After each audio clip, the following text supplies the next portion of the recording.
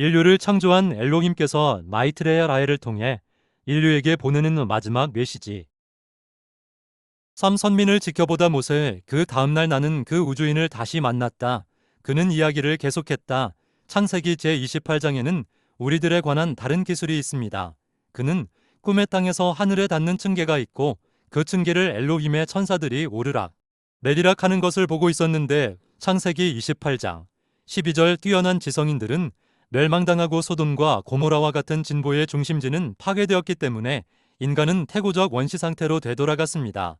그들은 자기들을 창조한 존재들을 잊어버리고 바보스럽게 돌조각이나 우상을 숭배하기 시작했습니다. 너희에게 있는 남의 나라 신들을 버려라. 창세기 35장 2절. 출애굽기에서 우리들은 모세 앞에 등장합니다. 야훼의 천사가 떨기 가운데서 이는 불꽃으로 모세에게 나타났다. 떨기에서 불꽃이 이는데도 떨기가 타지 않는 것을 본 모세가 출애굽기 3장 2절. 모세 앞에 로켓이 착륙한 것입니다.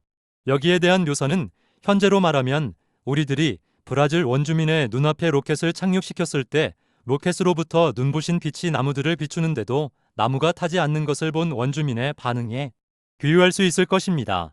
지성이 가장 우수한 자로 선택된 이스라엘 민족은 그 최고의 빛나는 정신을 잃어버린 채 이웃 야만인들의 노예가 되어 있었습니다. 이들 야만인들은 대재난을 겪지 않았기 때문에 그 수가 매우 많았습니다. 그러므로 우리들은 그들에게 나라를 돌려주고 그 본래의 존엄성을 되찾아 줄 필요성을 느꼈습니다. 출애굽기 서두에는 이스라엘 민족을 자유롭게 하기 위해서 우리들이 행해야 했던 모든 일들이 기록되어 있습니다. 탈출을 시작하자 우리들은 그들을 위해 우리들이 예정한 목적지까지 줄곧 그들을 이끌어갔습니다. 야훼께서는 그들이 주야로 행군할 수 있도록 낮에는 구름 기둥으로 앞서 가시며 길을 인도하시고 밤에는 불 기둥으로 앞길을 비추어 주셨다. 출애굽기 13장 21절. 에집트 군사들의 추격을 늦추기 위해 다음과 같이 기록되어 있습니다. 그들 앞에 서 있던 구름 기둥도 뒤로 돌아가 그러자 구름 때문에 캄캄해져서 서로 가까이 가지도 못하고 밤을 새웠다. 출애굽기 14장 19절에서 20절. 이스라엘 민족이 소방에 내뿜은 연기로 추격자들을 저지하는 연막을 친 것입니다. 그런 다음 청력광선으로 물을 갈라 건널 수 있는 길을 만들어 줌으로써 홍해를 건너가는 것이 가능해졌습니다. 야훼께서는 밤새도록 거센 바람을 일으켜 바닷물을 뒤로 밀어 붙여 바다를 말리셨다. 출애굽기 14장 21절. 그날 야훼께서는 이렇게 이스라엘을 에집트 군대로부터 건지셨다. 출애굽기 14장 30절. 다음으로 선민은 황야를 지나는 동안 굶주림을 느꼈습니다. 안개가 거친 뒤에 보니 광야 지면에 마치 흰 서리가 땅을 덮듯이 가는 쌀아기 같은 것이 덮여 있었다. 출애굽기 24장 17절 이후. 만나는 분말 합성제로부터 만들어진 화학식품에 지나지 않으며 그것은 지표에 흩어져 있다가 새벽 이슬을 맞으면 부풀게 됩니다. 출애굽기 제17장 6절에는 모세가 바위로 물을 빼어낸 지팡이에 관해 언급되어 있는데 이것은 지하수 탐지기에 지나지 않습니다. 당신들이 현재 석유 탐사에 사용하는 것과 비슷하지요. 물이 있는 곳을 알아내어 파기만 하면 되니까요. 출애굽기 제20장에는 몇 가지 율법이 기술되어 있습니다. 이스라엘 민족은 매우 원시적인 수준에 있었기 때문에 도덕적인 면과 특히 위생적인 면에 있어서 규율이 필요했던 것입니다. 이것이 십계명으로 서술된 것이지요. 창조자들은 모세에게 이 율법을 구술하기 위해 시나이 산에 왔습니다. 그들의 우주선이 시나이 산에 착륙한 것입니다. 천둥 소리와 함께 번개가 치고 시나이 산 위에 짙은 구름이 덮이며 나팔 소리가 울려 퍼지자 시나이 산은 연기가 자욱하였다. 야훼께서 불 속에서 내려 오셨던 것이다. 가마에서 뿜어나오듯 연기가 치솟으며 산이 송두리째 뒤흔 들렸다. 나팔 소리가 점점 크게 울려 퍼지는 가운데 출애굽기 19장 16절에서 19절. 그러나 창조자들은 수많은 인간들이 몰려들어 구경거리가 되는 것을 원하지 않았습니다. 창조자들이 위험을 느끼지 않으려면 인간들이 그들을 존중하고 숭배하게끔 해야 할 필요가 있었습니다. 객성은 시나이 산으로 올라가지 못합니다. 이 산 둘레에 표시를 해서 아무도 침범하지 못하게 하라고. 사제들이나 백성은 야훼를 보러 마구 올라와서는 안 된다. 출애굽기 19장 23절 24절. 모세 너만 야훼 앞으로 나오고 다른 사람은 나오면 안 된다. 백성들은 아예 너 모세를 따라 올라올 수도 없다. 출애굽기 24장 2절. 그들은 거기에서 이스라엘의 하느님과 들배웠다. 그가 딛고 계시는 곳은 마치 사파이어를 깔아 놓은 두 말기가 하늘빛 같았다.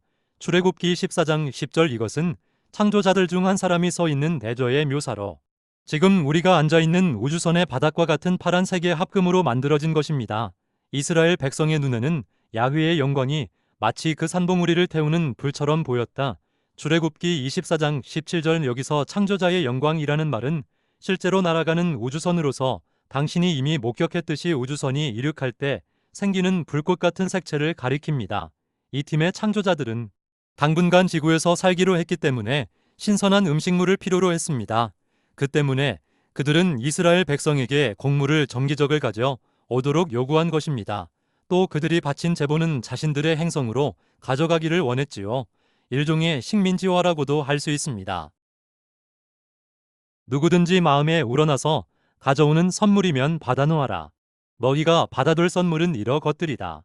금, 은, 구리, 자줏빛 양털, 붉은 보랏빛 양털, 진홍색 양털 등. 출애굽기 25장 2절에서 4절. 그들은 보다 편하게 지내기 위해 자신들이 설계한 대로 사라들에게 집을 짓게 했습니다. 설계도는 출애굽기 제26장에 묘사되어 있습니다. 이 집에서 그들은 백성의 대표자들과 만났습니다. 그곳은 사람들이 복종의 표시로 음식과 곡물을 갖다 바치는 만남의 장막이었습니다. 모세가 장막으로 행차할 때마다 모든 백성은 자기 천막 앞에 서서 모세가 장막으로 들어갈 때까지 지켜보곤 하였다. 모세가 장막에 들어가면 구름 기둥이 내려와 장막 문간에 섰고 야훼께서 모세와 말씀을 나누셨다. 출애굽기 33장 8절 9절. 야훼께서는 마치 친구끼리 말을 주고받듯이 얼굴을 마주 대하시고 모세와 말씀을 나누셨다.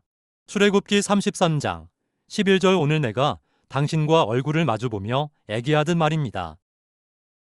그러나 나의 얼굴만은 보지 못한다. 나를 보고 사는 사람이 없다.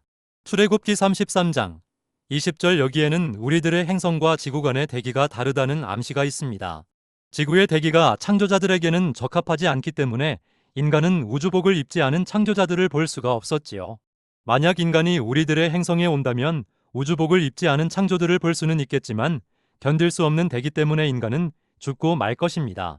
레위기의 처음 대부분은 창조자들에게 바칠 음식물을 어떻게 가져올 것인가에 대한 설명입니다. 예를 들어 제21장을 보면 너의 후손 대대로 몸이 성하지 않은 사람은 하느님께 양식을 바치러 가까이 나오지 못한다.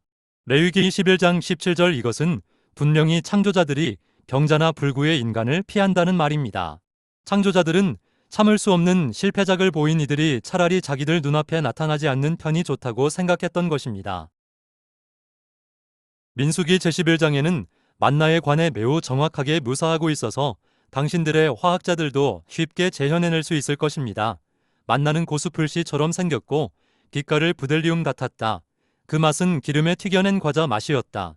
민수기 11장 7절 8절. 그러나 이 만나는 합성식품에 지나지 않았기 때문에 창조자들은 신선한 과일이나 야채를 더 좋아했습니다.